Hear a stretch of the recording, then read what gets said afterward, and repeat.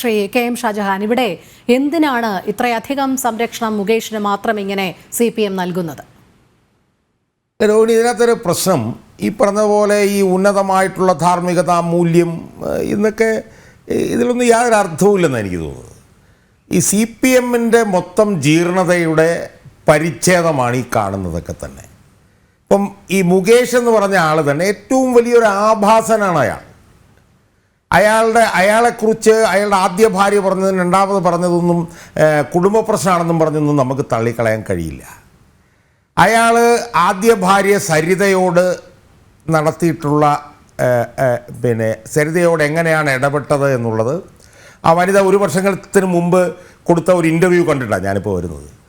ഏറ്റവും നീചവും നികൃഷ്ടവുമായി അവർ 7 മാസം ഗർഭിണിയായിരുന്നപ്പോഴത്തേക്കും അവരുടെ വയറെ ചവിട്ടുകയാണ് ഇയാൾ. അതിനുശേഷം ആ ചവിട്ടിക്കഴിഞ്ഞപ്പോൾ അവർ വീഴുകയാണ്, അവർ നിലത്ത് വീഴുകയാണ്. എന്നിട്ട് 9 മാസം അവർ ഗർഭിണിയായിരുന്ന സമയത്ത് ഏതോ ഒരു പാർട്ടിക്ക് കൊണ്ടുപോയിട്ട് അവർ കാറിലോട്ട് കയറുമ്പോഴത്തേക്കും ഇയാൾ കാറ് മനഃപൂർവ്വം മുന്നോട്ടും പുറകോട്ടും നീക്കുകയാണ്. നീക്കുമ്പോഴത്തേക്ക് ഇവർ താഴെ വീഴുകയാണ്. താഴെ വീണ് കഴിയുമ്പോഴത്തേക്കും അവർ കരയുമ്പോഴത്തേക്ക് അവർ കണ്ണുനീര് മറയ്ക്കുകയാണ്. കാരണം കണ്ണുനീര് കരയുന്ന കണ്ടു കഴിഞ്ഞോ നിങ്ങൾ നല്ല നടിയാണല്ലോ എന്ന് പറഞ്ഞ് അവരെ കളിയാക്കും എന്നാണ് പറയുന്നത്. അവസാനം 2011 അവരുടെ കയ്യിൽ നിന്ന് വിവാഹമോചനം നേടാതെ വേറൊരു സ്ത്രീയെ വിവാഹം കഴിച്ച ഒരു അധമനാണ് ഇയാൾ. അപ്പോൾ ഇയാളെ കുറിച്ചിട്ട് നമ്മൾ വാചാലമായി മൂല്യത, ധാർമ്മികത, മൂല്യമെന്നും പറഞ്ഞാൽ അർത്ഥമില്ല. ഇയാൾ സ്ത്രീ പീഡകനും ഭാര്യാപീഡകനുമായിട്ടുള്ള ഒരു ആഭാസനാണ് ഇയാൾ. ഈ ആഭാസനെ CPM പോലൊരു പാർട്ടി അവരുടെ MLA ആക്കി മാറ്റുന്നു എന്ന് പറയുമ്പോൾ ആ പാർട്ടിയുടെ ജീർണത എത്രത്തോളം ഉണ്ട് എന്ന് നമുക്ക് കാണാൻ കഴിയും. അയാളെ 2016 അയാളെ അവിടെ മത്സരിപ്പിക്കുമ്പോൾ അവിടെ ഏറ്റവും കൂടുതൽ ബഹുമാനിതരായിരുന്ന PK ഗുരുദാസനെ മാറ്റിയിട്ടാണ് അയാളെ അവിടെ MLA ആയിട്ട് മത്സരിക്കാൻ അവസരം കൊടുക്കുന്നത്. അതിനുശേഷം 2021 അവസരം കൊടുത്തു.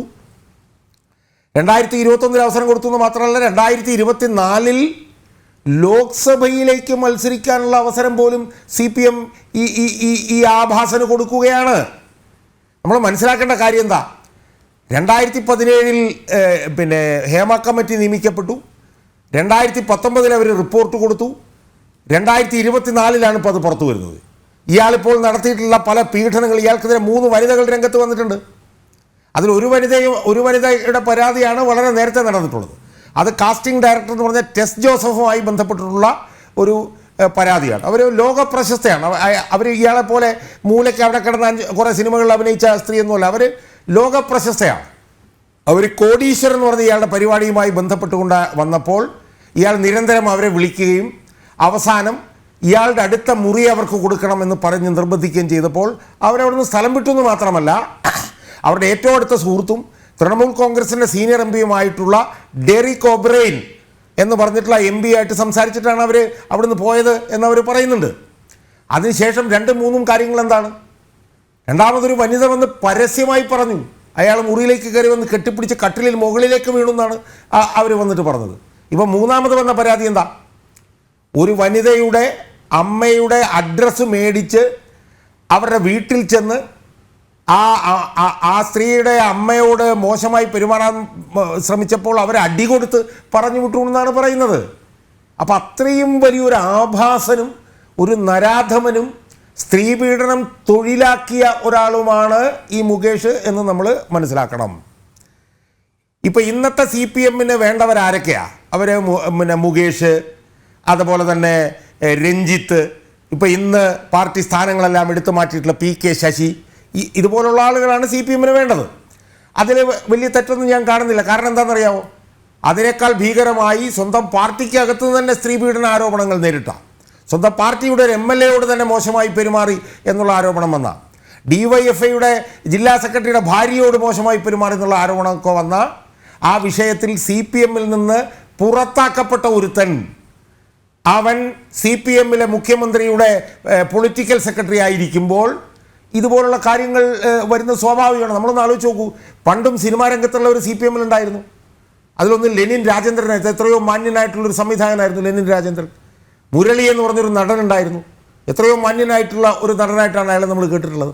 ആ സ്ഥലത്തു നിന്നൊക്കെ CPM ഇപ്പോൾ ജീർണതയുടെ ചെളിക്കുണ്ടിലേക്ക് വന്നതിൻ്റെ ഭാഗമായിട്ടാണ് ഇപ്പോൾ ഈ മുകേഷും ഈ രഞ്ജിത്തും ഇതുപോലുള്ള ആളുകളൊക്കെ തന്നെ CPMന് അഭിമതരായി മാറുന്നത്. ഇപ്പോൾ മൂന്ന് പേരുടെ കാര്യങ്ങളാണല്ലോ ഇവിടെ പറയുന്നത്. ആ മൂന്ന് പേർക്ക് ഒരേ നിയമം വേണ്ടേ?